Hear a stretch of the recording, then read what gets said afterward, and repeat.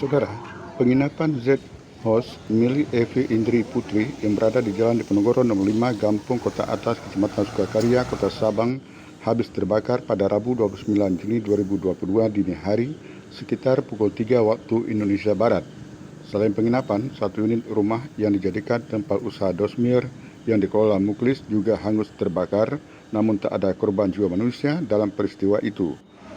Badan Penanggulangan Bencana Daerah Kota Sabang melaporkan saat kebakaran penginapan tersebut dalam keadaan penuh.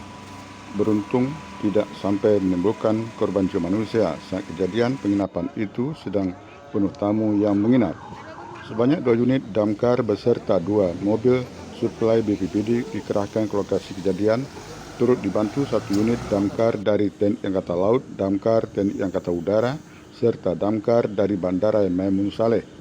Petugas mengevakuasi para tamu yang berjumlah sekitar 25 orang, termasuk 4 anak-anak kecil dan 2 orang tua. Pasca kebakaran, tamu dievakuasi ke Hotel Pasifik.